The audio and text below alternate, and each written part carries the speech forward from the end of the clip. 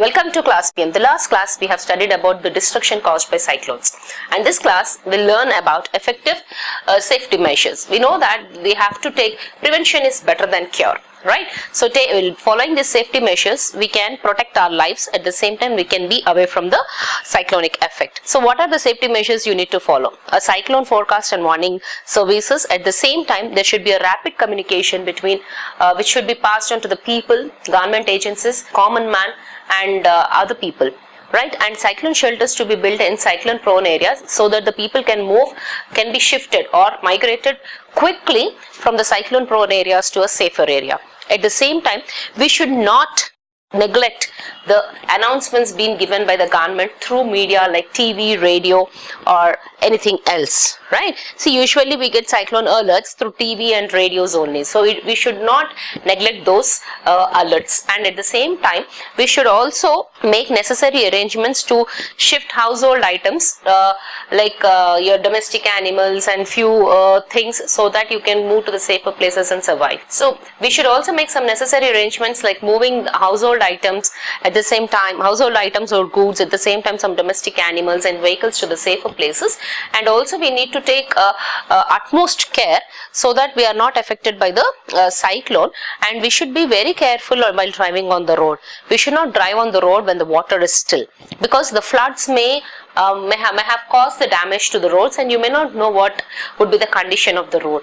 And if you drive in such roads, definitely that will lead to nowhere, right? You know that may cause a problem. You may be flooded away along with the water. You may not know where there is a ditch, where the surface is plain. So you should not drive on the roads which are having a still water. At the same time, we should also keep ready the phone numbers of such emergency services like fire brigade, medical services, and police stations. At the same time, we should not command the cyclone rescue operators to follow our instructions. At the same time, we should not drink the water because the water gets contaminated due to the flood. We have to store water for usage. It's not that you will drink the water which is flooded into the house, because that carries many microorganisms and soil particles, and when you drink such contaminated water, you may fall ill. So apart from this flood situation, again your health condition may also go worse. So that is the reason you have to not drink the contaminated water.